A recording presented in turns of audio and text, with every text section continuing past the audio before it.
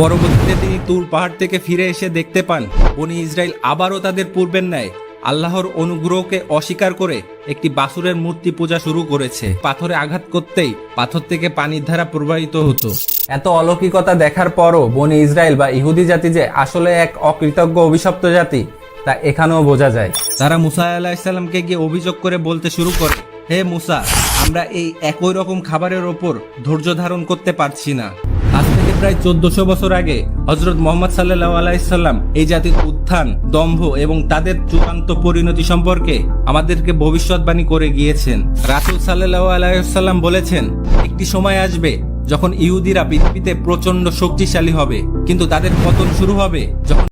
আজ থেকে প্রায় 4000 বছর আগে মহান আল্লাহ তাআলা মুসা আলাইহিস সালামকে হুকুম দেন যে বনি ইসরাইল বা ইহুদি জাতিদের মিশরের ফেরাউনের গোলামি থেকে মুক্তি দেওয়ার জন্য। এরপর যখন মুসা আলাইহিস সালাম ইহুদিদের ফেরাউনের হাত থেকে রক্ষা করে তাদেরকে নিয়ে ফিলিস্তিন ভূখণ্ডে আসে, তখন মুসা আলাইহিস সালাম তাদেরকে নির্দেশ দেন ফিলিস্তিন ভূখণ্ডে আক্রমণ করতে, কারণ মহান আল্লাহ তাআলা তাদের জন্য এই ভূমিকেই বরাদ্দ করেছিলেন।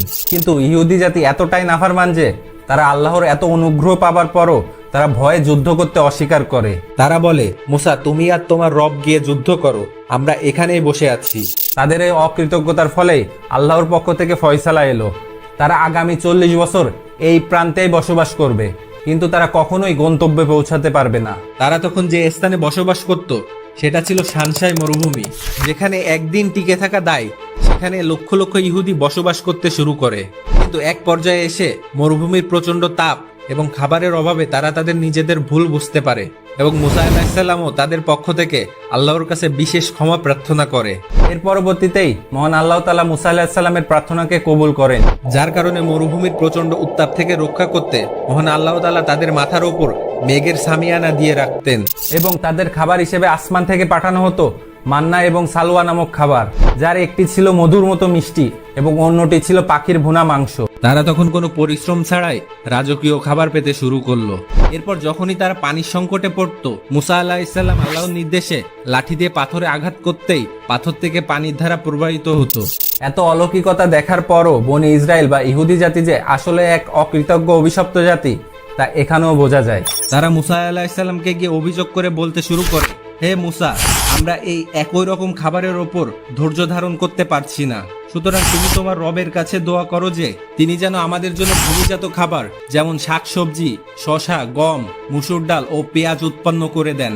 সূরা বাকারা আয়াত নম্বর 61। তখন মুসা আলাইহিস সালাম তাদের এই দাবি শুনে অত্যন্ত ক্ষুব্ধ হন এবং তিনি বুঝতে পারেন এই জাতি সম্মানের থেকে হীনতাকেই বেশি পছন্দ করে। এরপর একদিন মুসা আলাইহিস সালাম আল্লাহর পক্ষ থেকে পূর্ণাঙ্গ জীবন বিধান অর্থাৎ তাওরাত গ্রহণের জন্য 40 দিনের জন্য তুর পাহাড়ে গমন করেন। পরবর্তীতে তিনি তুর পাহাড় থেকে ফিরে এসে দেখতে পান বনি ইসরাইল আবারও তাদের পূর্বের ন্যায় আল্লাহর অনুগ্রহকে অস্বীকার করে একটি বাছুরের মূর্তি পূজা শুরু করেছে। বন্ধুরা, একটু চিন্তা করুন, বনি ইসরাইল বা ইহুদি জাতিকে আল্লাহ পবিত্র কুরআনে কেন এত অভিশপ্ত হিসাবে আখ্যা দিয়েছেন? এরা এমন একটি জাতি যারা নিজেদের চোখে মহান আল্লাহ তাআলার অলৌকিকতা দেখেছে, কিন্তু তারপরও তারা কখনোই আল্লাহর প্রতি ঈমান আনেনি। আসুন এখন আমরা জানি বনি ইসরাইল বা বর্তমানে ইসরায়েলি জাতির ভবিষ্যৎ ধ্বংস বা পতন সম্পর্কে আমাদের রাসূল সাল্লাল্লাহু আলাইহি সাল্লাম কি ভবিষ্যৎবাণী করে গিয়েছেন। এখন মজার ব্যাপার হলো সেই ভবিষ্যৎবাণীগুলো বর্তমান ঘটনার সাথে হুবহু মিলে যাচ্ছে। আজ থেকে প্রায় 1400 বছর আগে হযরত মুহাম্মদ সাল্লাল্লাহু আলাইহি সাল্লাম এই জাতির উত্থান, দম্ভ এবং তাদের চূড়ান্ত পরিণতি সম্পর্কে আমাদেরকে ভবিষ্যৎবাণী করে গিয়েছেন। রাসূল সাল্লাল্লাহু আলাইহি সাল্লাম বলেছেন, একটি সময় আসবে যখন ইহুদিরা পৃথিবীতে প্রচন্ড শক্তিশালী হবে, কিন্তু তাদের পতন শুরু হবে যখন পৃথিবীতে দাজ্জালের আগমন ঘটবে। রাসূল সাল্লাল্লাহু আলাইহি সাল্লামের প্রথম ভবিষ্যৎবাণী ইহুদি জাতির উত্থান এবং দাজ্জালের সাথে তাদের জোট। সহিহ মুসলিম হাদিস নাম্বার 2944, আনাস ইবনু মালিক রাদিয়াল্লাহু তাআলা আনহু থেকে বর্ণিত, রাসূল সাল্লাল্লাহু আলাইহি ওয়াসাল্লাম বলেছেন, শেষ জামানায় দাজ্জালের সাথে ইসফাহানের 70,000 ইহুদি থাকবে, যাদের পরনে থাকবে কালো চাদর।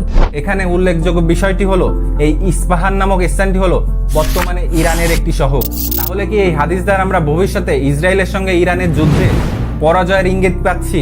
এটা হয়তো মহান আল্লাহই ভালো জানেন। অর্থাৎ এই প্রসঙ্গে আমরা একটি বিষয়ের উপর নিশ্চিত হতে পারি যে ভবিষ্যতে দাজ্জালের আগমনের আগ পর্যন্ত মুসলিমরা ইহুদিদের বিপক্ষে কোনো যুদ্ধ জয়লাভই করবে না। আর এর প্রমাণ আমরা বর্তমান বিশ্বের অন্যান্য মুসলিম রাষ্ট্রগুলোর কর্মকাণ্ড দেখলেই বুঝতে পারছি। এরপর রাসূল সাল্লাল্লাহু আলাইহি ওয়াসাল্লামের দ্বিতীয় ভবিষ্যৎবাণী, সহিহ বুখারী হাদিস নাম্বার 2926। রাসূল সাল্লাল্লাহু আলাইহি ওয়াসাল্লাম বলেছেন, ততক্ষণ পর্যন্ত কিয়ামত সংঘটিত হবে না যে পর্যন্ত না তোমরা ইহুদিদের বিরুদ্ধে যুদ্ধ করবে।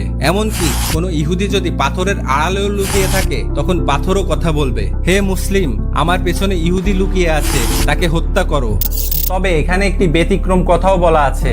সহিহ মুসলিম হাদিস নাম্বার 2922-এ বর্ণিত, কেবল গারকাদ নামক একটি গাছ তখন কথা বলবে না, কারণ এটি হচ্ছে ইহুদিদের নিজস্ব গাছ। এখানে একটি ইন্টারেস্টিং পয়েন্ট বলি। আপনারা গুগলে সার্চ করে দেখতে পারেন, বর্তমানে ইসরায়েলের সরকার তাদের দেশে মিলিয়ন মিলিয়ন গারকাদ গাছ রোপণ করছে। তবে কি তারা রাসূল সাল্লাল্লাহু আলাইহি সাল্লামের এই ভবিষ্যৎবাণীটি বিশ্বাস করে? লজিক্যালি চিন্তা করলে দেখা যায় ইহুদি জাতি তাদের অস্তিত্ব রক্ষার জন্য সকল প্রকার ধর্মীয় এবং সামরিক প্রস্তুতি আগে থেকেই নিয়ে রাখে।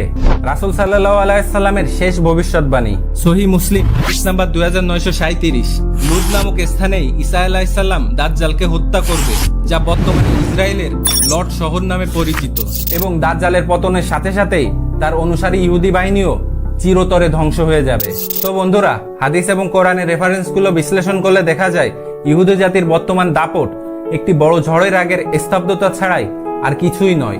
তাদের এই দম্ভ এবং অকৃতজ্ঞতার ইতিহাসই ভবিষ্যতে তাদের পতন হয়ে দাঁড়াবে। ইতিহাস সাক্ষী, কোনো সুপার পাওয়ারই চিরস্থায়ী নয়, এবং যারা ন্যায়ের পক্ষে থাকে না, একসময় প্রকৃতিও তাদের বিরুদ্ধে চলে যায়। আজকের ভিডিওটি যদি আপনাদের কাছে ইনফরমেটিভ মনে হয় তবে একটি লাইক দিন এবং চ্যানেলটিকে সাবস্ক্রাইব করুন। আপনার যদি কোনো মতামত থাকে তাহলে কমেন্ট করে জানাবেন। দেখা হচ্ছে পরের ভিডিওতে। সবাইকে আল্লাহ হাফেজ।